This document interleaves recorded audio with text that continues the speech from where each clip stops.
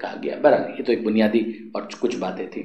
اتفاق ایسا ہے کہ امام حسن عسکری علیہ السلام کی وفات کے بعد بنو عباس کے ایک بادشاہ نے وزٹ بھی کیا اسی جگہ کو کہ جہاں پر 11ویں امام کی قبر تھی اور امام اہل النقی علیہ السلام کی بھی قبر تھی. یہ آپ جانتے ہیں، آپ میں سے تقریباً سبھی میرے خیال میں وہ افراد ہیں کہ جنہوں نے سامرہ کی زیارت تو کی بھی ہے، کہ وہاں پر جو اہم قبریں ہیں اس کے اندر سب سے امپورٹنٹ قبر تو دو معصومین کی ہیں، امام اہل النقی علیہ السلام اور امام حسن عسکری علیہ السلام کی. دونوں کی قبریں وہیں پر ہیں، جس کی وجہ سے ہی اس جگہ کو زیارت گاہ کا وہ مرتبہ حاصل ہوا کہ جو کسی اور جگہ کو اسی صورت میں حاصل ہو سکتا تھا کہ جب وہاں پر کوئی معصوم دفن ہو.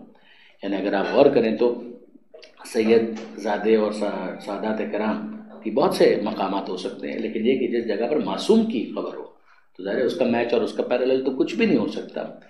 تو سامرہ شہر کے اندر یہ دو زیارت گاہیں تو بہت امپورٹنٹ ہیں. پھر ان کے علاوہ جناب نرجس خاتون ہیں، جناب حکیمہ خاتون ہیں، ان کی قبریں بھی اسی احاطے کے اندر ہیں اور نمایاں بھی ہیں. بعض قبریں ایسی ہیں کہ جو وہاں پر ہیں مگر نمایاں نہیں ہیں، لیکن یہ کہ یہ تو ایک ہی احاطے کے اندر وہ قبریں ہیں جو بڑی امپورٹنس رکھتی ہیں، بہت امپورٹنٹ ہے وہ جگہ.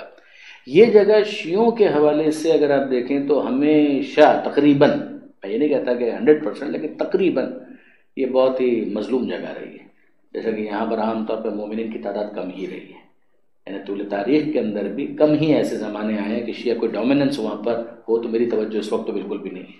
عام طور پر زیادہ تر یہی ہوا ہے کہ وہاں پر غیر مومنین جو ہے انہی کی تعداد زیادہ رہی ہے. کربلا کا معاملہ ایسا نہیں ہے، نہ نجف کا معاملہ ایسا نہیں ہے، وہ آپ جانتے ہیں، لیکن سامرہ کا معاملہ تقریباً ہمیشہ سے ایسا ہی رہا ہے. اچھا، اب جو میں بات کر رہا تھا کہ بنو عباس کے بعض بادشاہوں میں سے ایک نے وزٹ کیا تھا اس جگہ کا کہ جہاں پر 10ویں امام اور 11ویں امام کی قبر ہے. تو وہاں پر اس نے دیکھا کہ یہاں پر تو بہت لوگ ہیں، آ رہے ہیں لوگ، نذرانہ عقیدت پیش کر رہے ہیں، خراج تحسین پیش کر رہے ہیں اور زیارت پڑھ رہے ہیں. جو یہ بہرحال زیارت کے حوالے سے شیعوں کا جو ایک شوق زیارت ہے وہ تو ہمیشہ سے رہا. تو وہ زمانے کے اندر بھی تھا، پابندیاں لگتی تھیں مگر وہ اس کو بھی کسی نہ کسی طریقے سے کاؤنٹر کرتے تھے. تو اس وقت میں جب لوگوں کا انہوں نے ہجوم وہاں پر دیکھا تو انہوں نے آپس میں کہا کہ یہ اتنے لوگ یہاں پر آتے ہیں. تو کسی نے ان سے کہا کہ آپ اس پہ پابندی لگائیے، اور جو آپ کے جو اجداد ہیں وہاں پر تو کوئی نہیں آتا.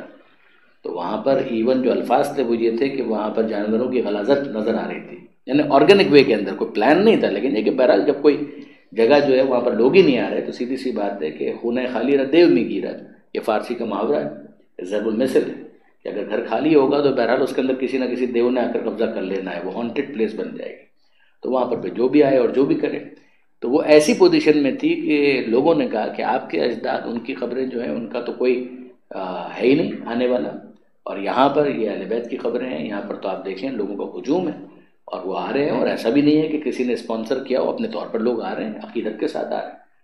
تو کچھ ایسا کیجئے کہ یہاں سے یہ رش کم ہو جائے اور وہاں پر ڈائیورٹ ہو جائے. تو انہوں نے کہا کہ یہ نہیں ہو سکتا، زندگی کے اندر جو کچھ ہم کر سکتے تھے ہم نے کر لیا، لیکن اب اس دنیا سے جانے کے بعد جس کی دلی عقیدت ہوگی وہ جہاں سے عقیدت محسوس کرے گا وہاں پر آئے گا. ہم زبردستی نہ کسی کو کہیں پر لا سکتے ہیں اور نہ ہی زبردستی کسی کو کسی اور جگہ سے ہٹا سکتے ہیں. یہ بڑا ایک حقیقت پسندانہ